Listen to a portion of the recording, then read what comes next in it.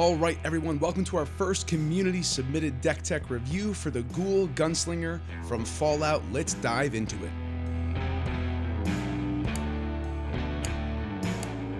Hey everyone, I'm the Nerdy Attorney. Welcome to the channel. We have our first community-submitted deck tech review from our guy Chris. Thanks so much for sending this in, and I'll let him introduce the deck for you. This is my Ghoul Gunslinger deck. That was my first mono black deck as Ghoul Caller Gisa, but I felt like the deck wasn't as strong as the commander herself. So with the Ghoul Gunslinger, I feel like that is alleviated almost immediately. It's a sneaky life gain deck that starts off hurting itself for value and then will start gaining life from other people's rad counters. And this spooky zombie deck can win out of nowhere, so remember, war never changes. And hey, if you want a chance to be featured on a deck tech just like Chris, maybe consider joining our Discord and the Patreon. There's literally dozens of us. Links in the description below. Also, if you like any of the cards that you see here for decks you want to build, or you're looking for TMNT boxes, I would check out Mana Pool. It's a great resource to throw into your rotation. The prices on that site are not directly linked to TCG's algorithmic pricing, so you might find better deals. Like right now, TMNT collector boxes are more than $10 off the list price on TCG, so it's worth throwing into your rotation to check prices to find the best values on cards you'd like. Affiliate link in the description below. It really helps out the channel. All right, let's dive into this deck. I may have a sore throat, but that's not going to stop me from talking about this awesome mono black zombie aristocrats kind of combo deck. So this thing has a few things like Chris said. It's a zombie value engine that can pop out of nowhere. Great mana explosiveness when you have things like Cabal Coffers, Crypt Ghast, Nykthos, Phyrexian Tower, Black Market. You can generate absurd black mana with this deck when things go well. And then finally, tons of combo finishers. This deck is meant to win. I was just playing Magic this past weekend, and we had our Rule Zero conversation about what we were hoping to achieve with our game. And we came up with this one line at the end of the conversation: play your game. Just play your game, man. Have fun. If you're trying to win, go for it. Play your game, play your deck, have a good time. I'm going to do the same thing. No salt factor here. And you know what? If you slap this deck down on the table at Friday Night Magic, you got to play your game. Blood Chief Ascension with Mindcrank, Combo 1. Exquisite Blood Sanguine Bond, Combo 2. Gravecrawler and Phyrexian Altar Loops, Combo 3. Exsanguinate and Gary, Grey Merchant of Asphodel Drains, Combo 4. And finally, you can get some Bolas Citadel Storm Turns coming out here. Those are the ones I noticed in this deck, and it can do a lot of work. It's a pretty stable deck. I like how resilient it is here.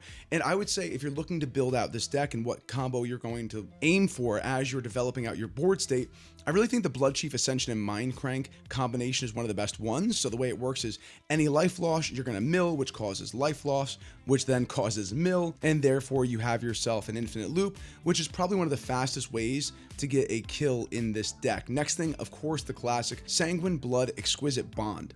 This is a known kill combo. I mean, so much so that the Asterian Secret Lair from Dungeons & Dragons had both of these cards in it because they're so commonly used together as a 2-card instant kill combo. The Gravecrawler Loop is one I've never done before, but I'm really excited to try it out here. Really nice stuff there. It's a lot of fun and can win the game quick. So let's talk about this deck a little bit. I think it's nice. It's in that bracket for $1,400 price range. You can easily build this for cheaper, and I think it might actually do better in bracket 3. Let us know in the comments below. Let Chris know. Do you think this deck is tooled up just the right way, or would you have any suggestions for him to further build this deck into a fun deck that has reasonable power? It might be a little bit too mean for bracket 3, to be honest, but if you make a few key changes, it might go into that slot a little bit better. But at bracket 4, it seems competitive enough. I like the idea that he was upshifting a previous commander to have this as the new commander, so you can see how thoughtfully it's built. This doesn't have the feel of a deck that was just thrown together quickly to have a mono black deck on the board, but really works with our commander. He has first strike. Whenever the ghoul or another non-token zombie or mutant you control dies, target player gets 2 rad counters. If that player is you, create a treasure token. I love the idea, just like Chris said, of giving yourself value for life loss. Getting yourself the rad counters, but getting a treasure token helps you curve out even faster in this deck. Let's talk about the complexion of the deck as well in terms of its curve and mana. Right now, we have a really nice low to the ground mana curve, which is even more ideal in a mono-colored. Right here, we have the average mana value of the deck is 2.09 with lands and 3.14 without lands. The median mana value of your deck is 2. with lands and 3 without. The deck's total mana value is 207. Feels pretty good to me here, especially in mono-colored, and the chance of curving out here is 97.41%. That sounds very auspicious and really good, especially in a deck built like this. Low to the ground, pretty fast, honestly. And with so many combos in the deck, your chance of getting a quick win seems to be pretty easy. So some of the notable creatures we have here, of course, Ancient Brash Dragon, we got Crypt Breaker, Crypt Ghast, Death Baron, Gissa the Hellraiser. I love this treatment of this card too. I actually kept this one in my collection sale video. I couldn't let go of that. It's a really cool card. Her like crazy eyes are just, it's perfect. Gravecrawler, excellent, as we mentioned already, really good for the loops. We got Gary. We got ourselves a Fallout card here on theme with Hancock, Ghoulish Mayor. Let's keep moving down. Noxious Ghoul, Orcish Bowmasters, of course, Relentless Dead. Now, Orcish Bowmasters, a good card, really useful, and in a deck like this, I can see it being good, but if you wanted to downshift this to a bracket 3, I'd probably be the first one that I cut, to be honest. But we're going to keep it at bracket 4 for the purpose of this review. Undead Augur, again, really good. Just increase that life drain as you have your aristocrat-style things occurring throughout the deck. Artifacts here, Altar of Dementia, needed for aristocrats. Bantu's Monument, Crucible of Worlds, Jet Medallion, Mind Crank, again, an essential one for the combos in this deck. Mothman Egg, which is actually just Mesmeric Orb. Phyrexian Altar, again, for your sacrifice triggers. And Throne of Eldraine, which for me in any monocolored deck is a mainstay. Wow, look how much it popped. $49 for Throne of Eldraine. Last I checked, it was like $15. This is a banger. This card in any monocolored deck goes super hard. As Throne of Eldraine enters the battlefield, choose a color, obviously black. Add 4 mana of the chosen color. Spend this mana only to cast monocolored spells of that color. Amazing. So in other words, you cast this with 5 untapped mana at the beginning. It really only costs you 4 because you can immediately tap it for 4 black mana. So yeah, 5 seems expensive, but that's just to slow it down so it doesn't win the game right off the bat for you by giving you insane amounts of mana. You can tap it, draw 2 cards, and then spend mana of the chosen color to activate this ability. That's fine as well. Saw on half, a great aristocrats inclusion here. Malakir Rebirth, again, really good. Vampiric Tutor, super strong. This card from Fallout I feel is constantly underrated. It has split second for 2 and 2 black, instant speed, stops everything with split second. Choose any number of target creatures with equal toughness, destroy the chosen creatures. Say you're playing against the Chatterfang deck, like my favorite, a bunch of 1/1s on there. Say I got 50 1/1s on board, about to win with my own shenanigans. You might be able to cut that off with split second and get right to work getting your death triggers to win the game for you. Or you might have someone with Krenko Mob Boss, building tons of goblins on the board, ready to absolutely wreck you. Vats comes out, split second, which means as long as the spell is on the stack, players can't cast spells or activate abilities that aren't mana abilities. So in other words, Chatterfang, you can't interact to try and kill their squirrels before you kill their squirrels. Krenko, same thing. Can't quickly try and do some shenanigans to tap Krenko to make more goblins. No. Split second just stops it flat. And in this deck, not only is it flavorful, man, it's a power include for $3 in foil, $1.75 in non-foil. What a great card. I can't speak highly enough about it, especially in this deck. Rise of the Dark Realms, man, when this thing pops off, it just feels unlike anything. It's so much fun. You can put all creature cards from all graveyards under the battlefield under your control. So if you haven't won with some sort of loop here or with your life drain effects, this is certainly going to win the game for you in a classic Magic the Gathering way. Turn creature sideways and say, good luck, math is for blockers. Let's move on to the enchantments here. Black Market Connections, both very good in aristocrat style decks. Blood Chief Ascension, same thing. Exquisite Blood. Grave Pact, man, another card. I can't believe that the Enchanting Tales version is so expensive for Grave Pact. Okay, so actually we can find over 26 bucks here on Mana Pool for Grave Pact in the non-foil. I like this art. No offense, Chris, but when you look down here, this is my favorite one. The anime from that is really nice. This one was super creepy, 9th edition, but we keep going down. All the printings are present here. It's right here. The Commander Master's Grave Pact, for me, is goated. It's so creepy. It's got that sacrificial blade. Oh my God. It's just great. I love it. The color pops, and that mythic orange, the Commander Master's logo, is just insane. That would be my preferred treatment here. A bit of a tangent, I couldn't help myself. Let's get back to the deck. And lands here, we have 35 lands, including MDFCs. That's a good number, especially in a monocolored deck. And finally, to mention the enchantments, we also have Necropotence, Sanguine Bond, Meathook Massacre, and Vault 12. Now, this one took me by surprise. It's flavorful. Let's read it and see if I think it's worth keeping in the deck. Each player gets 3 rad counters. Oh, okay, right from that, yeah, worth keeping, especially with this commander. Next, you get to create X22 Black Zombie Mutant Creature tokens, where X is the total number of rad counters among players, also sick, and then put 2 +1/+1 counters on each creature you control. That's a zombie or a mutant. Auto include makes a ton of sense here. A lot of the money and value here is in some of these lands. Cavern of Souls, Cabal Coffers, Nykthos Shrine to Nyx, Phyrexian Tower. We have some expensive, nice lands in here as well. Wasteland, which really boosts up the price. I really like the flavor choices here of throwing in Fallout when you can, Chris. Very cool. I like that a lot. The War Room is fun as well. All right, now I've taken a few test hands already of this deck so I can get a feel for it, but I guarantee you I'm going to make mistakes. I'm going to miss combos. It's not my deck, but let's just do 3 rounds of Goldfishing here on Moxfield to play test this deck and see how it feels in action. So welcome to round 1. Opening hand here. Only 1 land, which is crazy considering the way this deck is structured. So we have Takenuma here. We also have Culling of the Weak. So we can sacrifice a creature and add 4 black mana. We can get our commander out in the battlefield, but we have no other way besides Altar of Dementia to make mana. This is just far too risky with 1 land. Let's see, would we have been okay? No, we wouldn't have. Oh yeah, that would have been a terrible hand to keep. Let's take a redraw here. In commander, 1 free mulligan. So let's get our first mulligan here as we restart. Ooh, we got the Soul Ring. We have 2 lands. This is definitely a hand we want to keep. I don't even care what else is in here. Deadly Rollick, great to have. We'll get our commander out as soon as possible. Sanguine Bond, 1 piece of our combo. Oh my goodness, and Command Beacon. We have 3 lands here, plus a Soul Ring. We 100% want to keep this hand. Let's move into our draw step. All right, first things first, we're going to do a swamp, tap it, bring out a Soul Ring. Never didn't have it. Love to see it, and we're just going to say go and laugh a little bit and hope we don't make ourselves an automatic target. Okay, so it would be nice to get our commander out here turn 2, but we really can't because we don't have enough black mana on production here. This enters the battlefield tapped. So unfortunately, what we're going to do is just build up a little bit and look a little less scary. Maybe not make ourselves the arch enemy here, so it probably works out politically as well. So we're going to throw this onto the battlefield tapped. Then we're going to tap for 3, and we will just get Phyrexian Altar out. So we are looking a little bit scary there. No one's going to look at this board state and go, they're not a problem. Let's put that other swamp out on the battlefield here, and now we're going to cast our commander here. It's a shame we wasted that Mortuary Mire trigger, but it's fine. Let's just get our commander out in the battlefield with 1 black still floating. Enter in the Ghoul Gunslinger here. And now we want to get some cheap creatures out in the battlefield as soon as possible to start our sacrifice shenanigans. So on the next turn, we're going to get out our Shepherd of the Rot. And we might just start pinging people with that. Let's see what we draw into the next step. Black Market's good as well.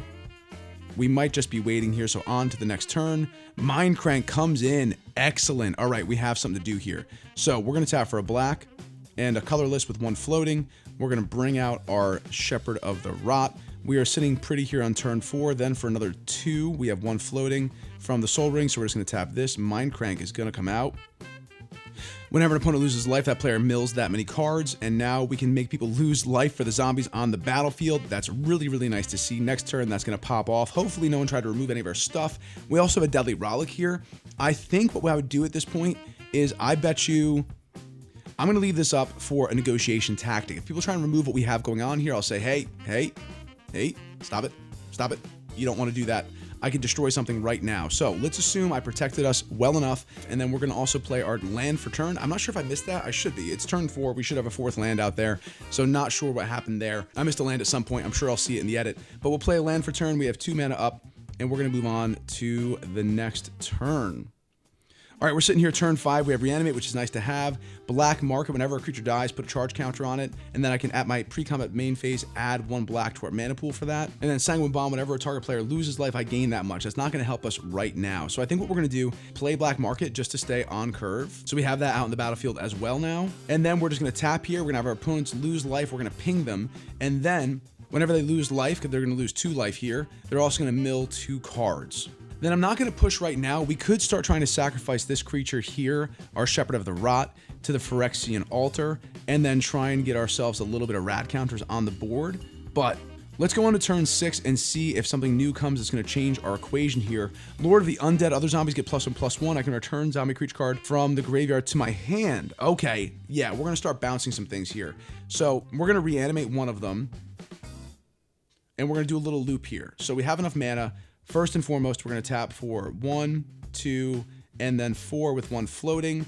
We're going to then start a little bit of shenanigans here. So we're going to first tap and have everybody lose life and then mill. Then we're going to sacrifice this, bring it to the graveyard, add 1 mana of any color, which is nice. So we have that 1 extra mana here by sacrificing that. So given that we're goldfishing here, I don't know if we're going to give rad counters out to other players right now. I think for now, I might give ourselves some rat counters and get a treasure token so we can keep being aggressive here. So I think we're going to do that. We're going to give ourselves 2 rad counters here. So now we're at 2. At the beginning of your pre-combat main phase, if you have any rad counters, mill that many cards. For each non-land card milled that way, you lose 2 life. So if I did this properly, I'm getting used to rad counters. We would do this in our post-combat second main phase, which is the right way to time this, I believe. Oh, also, obviously, I get myself the treasure token as part of the reason why we did those rad counters. So we have one of those here. And then we have also 1 mana of any color here to spend. So we're just gonna add a counter on this so I don't forget. 1 mana of any color. We're gonna use that 1 mana of any color to cast Reanimate. We're gonna then bring back from our graveyard this ghoul to come back onto the battlefield. And then we can either loop it 1 more time whenever another creature dies. Also I get to put a counter on this. Now we could loop it again right now, but I don't know if we want to be that threatening because we don't have an infinite loop on board yet. So people are losing life, people are milling cards. I'm already kind of being annoying. I have this for defense. And now we're hoping to get ourselves, I just want to finish our combo. Honestly, we're at turn 6. It's a little late at this point in time. I'd like to get ourselves a combo piece out here. So maybe looking for Exquisite Blood to try and finish this out. Also, we're looking for a Blood Chief Ascension to take advantage of that Mindcrank loop. We're looking for a Grave Crawler for the Phyrexian Altar loop. So there's a lot of things here that we can do. So let's see what our next draw is. So we want Tutors or any of those 2 cards, or 3 cards really, to get us going here. No, we have Agadeem's Awakening. So I think we've just run that loop back again, and this has been a pretty good hand, a decent start. Let me know in the comments below, what did I miss? I'm new to this deck. There's a chance I screwed it up, but I think that's a relatively decent board state there, and we're doing the thing, sort of. We're 1 card away from a win. I would like a little ways to draw some cards that might help. Like, I personally probably would have the 1 ring in here, which I don't believe is present. Other ways to help get us some card draw in black to rush toward our combo finishers. All right, let's go on to the next turn. Ooh, look what we have here. We have 3 lands, 4 lands, Path of Ancestry, Rogue's Passage with Wins, Games, Meat Hook Massacre, Exquisite Blood. That's decent. We have our commander out turn 3 guaranteed. Might be a little faster if we pull something. I say we keep this hand, let's draw. We have 1 piece of our combo. Malakir Rebirth, excellent. We're just going to play a Path of Ancestry here, let it come in tapped, and then we're going to pass on to the next turn. Oh, Cavern of Souls. Excellent. Add 1 mana of any color, spend this mana only to cast creature spells of the chosen type. We're going to choose Zombie here, so we're getting pretty close to our commander. 1 away on turn 3. At least we're not as threatening as last time. We have Gary. We're getting pieces of our combos here, which is nice to see. We're going to play a Swamp for turn, and then we are going to cast our commander. We have a trigger here. Whenever I cast mana to spend a creature that shares a creature type with your commander, I can scry 1. So we can scry 1 here. It's a Wasteland. I think we're going to let that go to the bottom of the deck here. Okay, because we already have plenty of lands here. We don't need that right now. And we're just going to say go on to the next turn.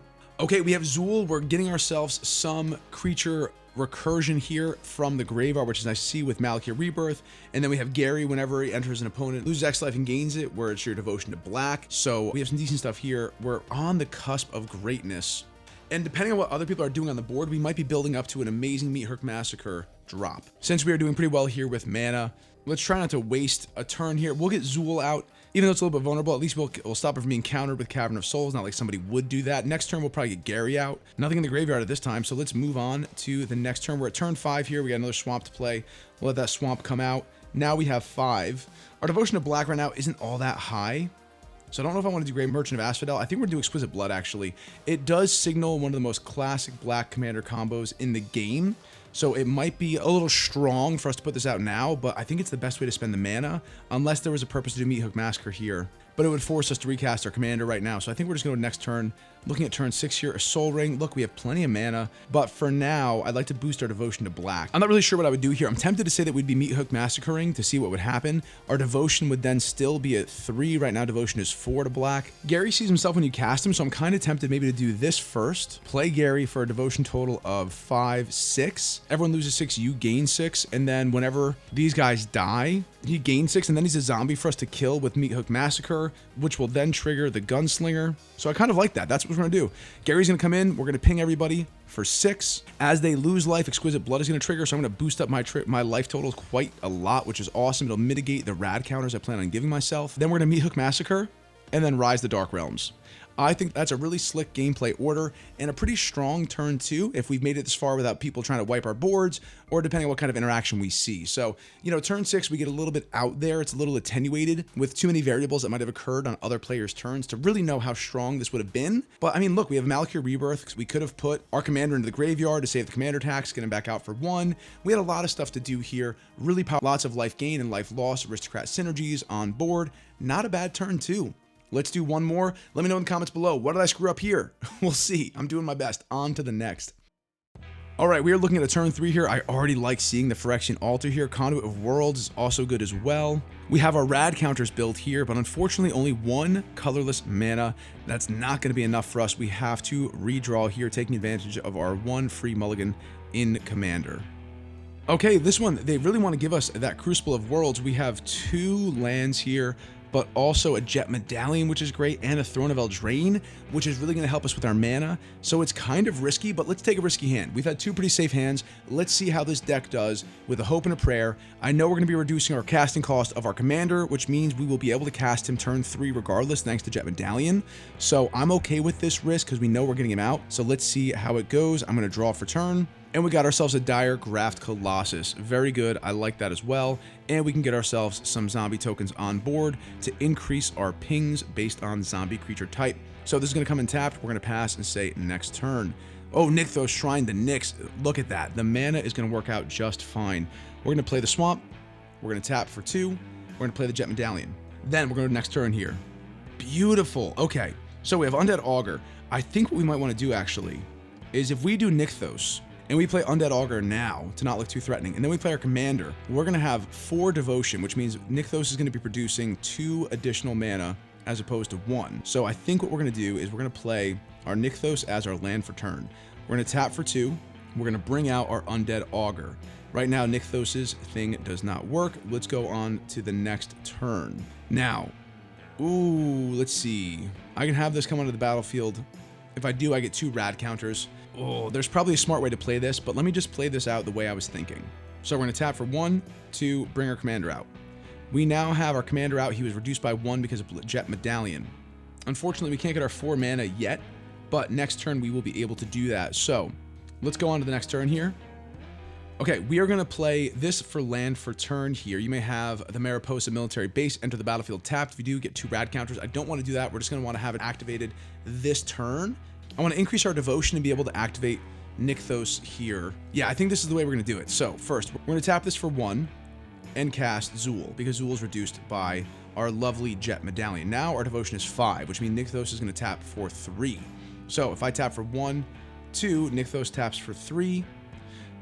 We're going to spend 2 of that to then play our Dire Graft Colossus. So now we have a pretty good board state here. Let's look at the interactions. So when he enters the battlefield, he enters with a +1/+1 on it for each of the zombie card in your graveyard. Unfortunately, that's no right now. Whenever I cast a zombie spell, I create a 2/2 tapped zombie creature token. I should have done the order different because I have 1 floating. I could have afforded that. Let's pretend I did this correctly. This one first, and then Zool comes in. I can cast them from my graveyard. He has word, pay 2 life. We're going to get ourselves a nice zombie token here.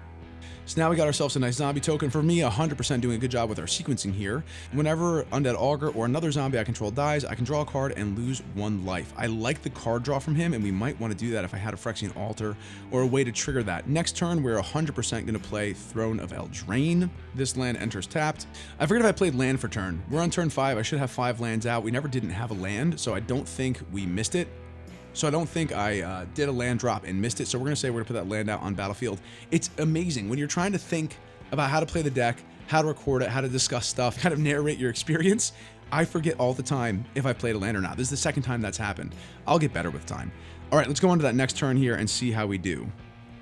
Ooh, we got ourselves Bloatfly Swarm. It enters with 5 +1/+1 counters on it. If damage would be dealt to Bloatfly Swarm while it has +1 counters on it, prevent that damage, remove that many +1/+1 counters, then give each player a rad counter for each +1/+1 counter removed that way. Ooh, we got ourselves a great rad combination coming. It's a shame it's not a zombie though, it's an insect mutant as it comes into the battlefield.